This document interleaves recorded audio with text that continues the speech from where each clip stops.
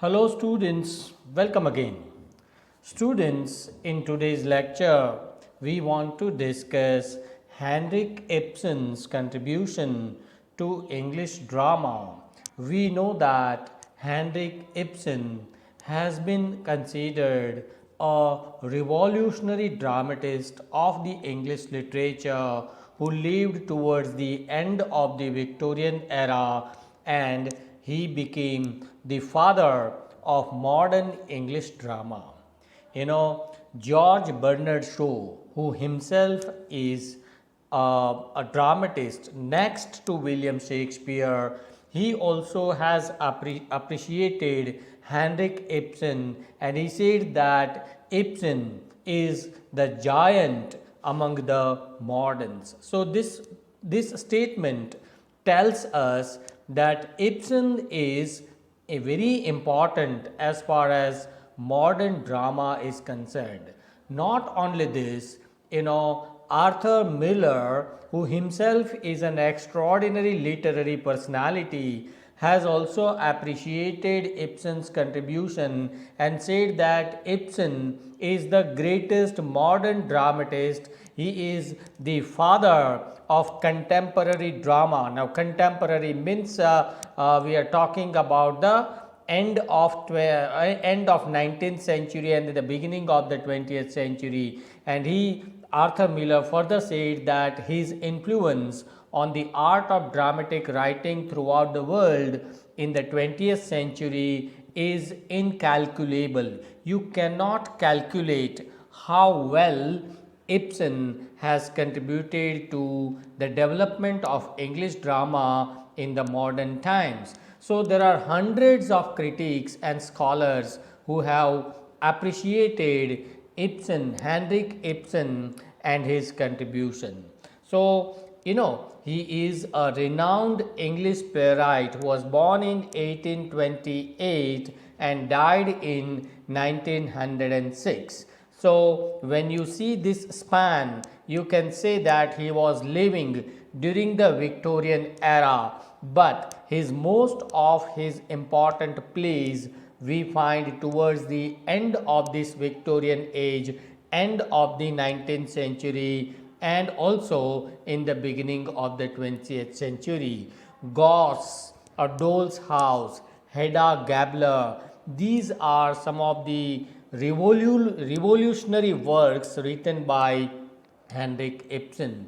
Okay, his plays are full of naturalism. His plays are full of psychological complexity of human nature, psychological depth you see in these characters presented by Ibsen. Okay, his new innovative storytelling technique, his portrayal of complex and multi-dimensional characters, all these are some of the important features of his plays. What are the major plays written by Henrik Ibsen? Ibsen has written total 26 plays, okay, but these are some of the most important plays which have become very popular in English literature: A Doll's House, Hedda Gabler, Goss, An Enemy of the People, The Wild Duck, Peer Gynt, and all such others. Okay, now the another question that comes to our mind is how Henrik Ibsen became such a great dramatist. Okay, then the reason is that he was influenced by several other philosophers, scholars, and writers of literature. Okay, number one, we have August Steinberg. Now, Henrik Ibsen, T.S. Eliot has said that no one is an individual talent. Okay, Henrik Ibsen became such a great dramatist because he had read August Steinberg's works. Okay, he was much inspired by the works of August Steinberg, and the naturalism and the realism that you see in Henrik Ibsen's plays, that actually comes from August Steinberg's. Okay, Influence number second is Soren Kierkegaard. Now he is a Danish philosopher, okay, and the touch of existentialism that we see in Ibsen's plays actually comes from Soren's writings. Okay, he was much influenced by this writer also. But the third influence is the most important influence, and that is the influence of William Shakespeare, the greatest dramatist of English literature. Ibsen admired William Shakespeare and he got inspiration from his works, okay, in matters of character development, in matters of dramatic techniques, in matters of psychological depth of the characters. Everywhere he has learnt so many things from William Shakespeare. If you read Ibsen's later plays like Peer Gynt, you find the touches or the traces of William Shakespeare's influence on his poetic language and epic scope. And that's why, so this is the third important influence. The fourth influence is French naturalism. Now this writer, Henrik Ibsen, was much influenced by the works of French naturalists like Émile Zola, Gustave Flaubert. Okay, I have prepared another video on naturalism. If you want to understand that, you can watch it later. But Émile Zola considered as the most important leader of the movement of naturalism, and in the same manner Henrik Ibsen was influenced by this naturalist movement, and that's why the touch of naturalism is also found in Ibsen's plays. All in all, he was the creation. Ibsen is the creation of these four influences. Now the another question that comes to our mind is, what are the important features of Ibsen's plays? Then there are 6 important features that I am going to discuss one by one. Number 1 is realism and naturalism.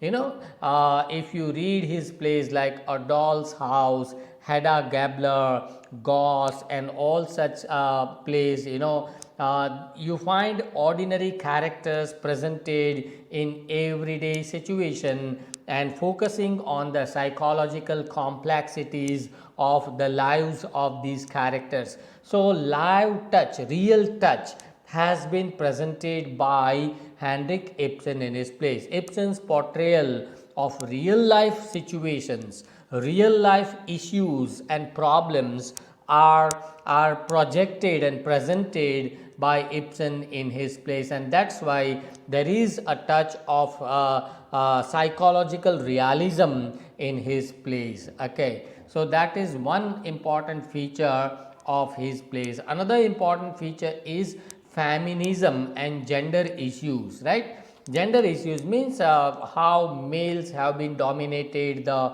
females in our society. This issue has been raised by Ibsen in his plays, and if you have read Feminism, then you must be familiar with the idea that towards the end of the 19th century there was a rise of feminism in literature. And if you read A Doll's House, in this play, you find that the societal norms, the common norms of the society have been challenged by these characters presented in Doll's House. Okay, here the woman, the character of Nora Helmer, who breaks free from the societal expectations, sparks debates. She starts debates with the male characters, and this kind of characters who are revolutionary women, such women have been presented by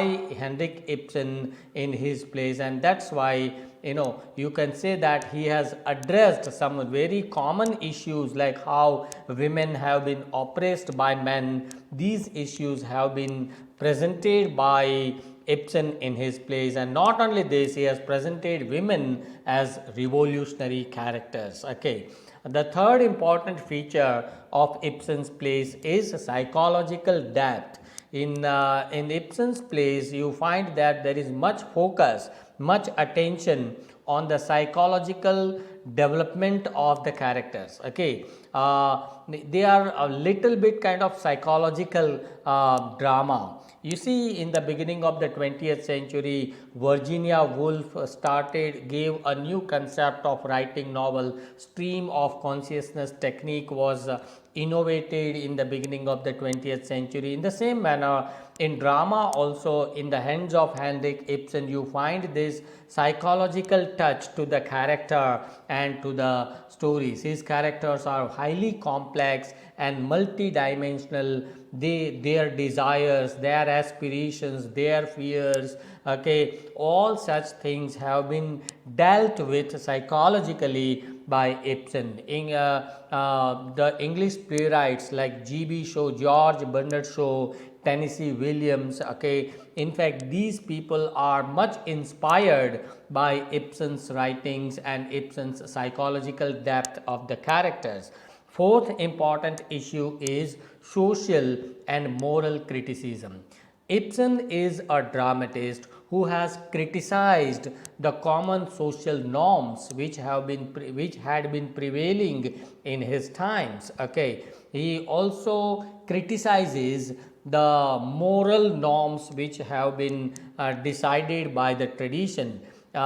Tennessee Williams has said that Ibsen's plays are a mirror held up to the illusions and contradictions of life itself. In our life, there are a lot many contradictions. Okay, these contradictions have been presented by Ibsen, and he has criticized them very openly and broadly in his plays. Let me give you some example. He has presented revolutionary ideas on gender issues. If you read A Doll's House, he portrays one woman within the domestic spheres and questions the institution of marriage. You know, the whole idea of marriage system that we have in our society, okay, has been rejected by this character. Okay, so he has criticized the problems which are there in our society. Nora's decision to leave her husband at the end of the play is again revolutionary. Towards the end of the play, A Doll's House, you see that the character Nora decides that I must leave my husband. I want to live alone now. So this decision is also is a revolutionary decision, and perhaps we can say that Ibsen is trying to suggest to the women that you are capable enough to live your own life on your own manner, in your own ways. Okay, if you read another play, An Enemy of the People, there also the dramatist has depicted the conflicts that arise when economic interest clash with public interest. Okay, the corruption of power and moral responsibility of the individuals within the society, such things have been highly criticized by the dramatist in this play.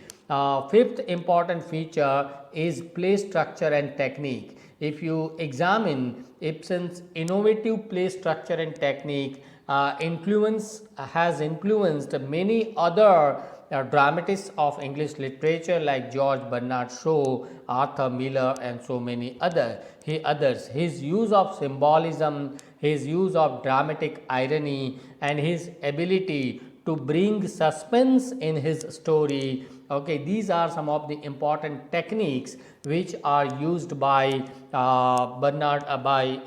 Henrik Ibsen, which make him an important, outstanding dramatist of English literature. Ibsen's plays demonstrated the power of well-crafted storytelling. You know, if you want to find out a good storyteller in English literature, then the answer is Henrik Ibsen. Okay, and he has influenced so many other writers like Anton Chekhov, Arthur Miller, George Bernard Shaw, and so many others. Sixth important feature of his plays is Unresolved Ending. Now this is, you can say it is a merit, and you can also consider it as a demerit, okay, because the end which is presented in his most of his plays, they are unresolved ends, okay. At the end you feel that still the drama is not over, okay. Unusual ending is sometimes presented.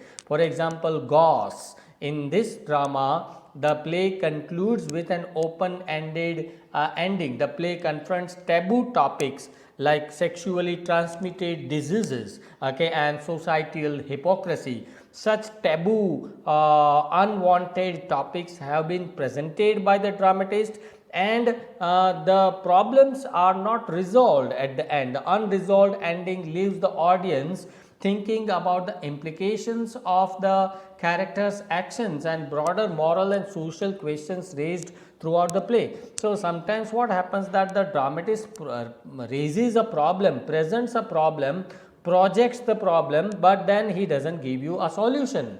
He leaves it up to the audience. So that is one new technique which was innovated by Henrik Ibsen.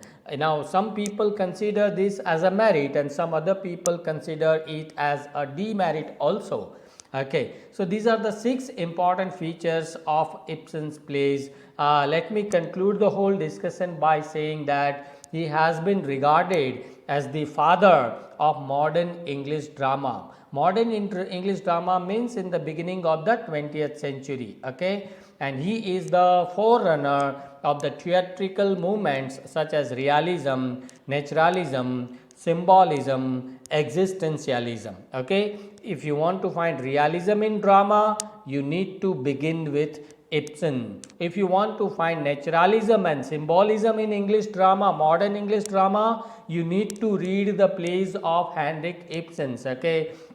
And his works have inspired hundreds of writers like August Steinberg, Anton Chekhov, Eugene O'Neill, and so many others, okay. Anton Chekhov has said that Henrik Ibsen is the most profound and intellectual playwright of our times. So this is how Anton Chekhov has eulogized or appreciated Henrik Ibsen as such a great dramatist.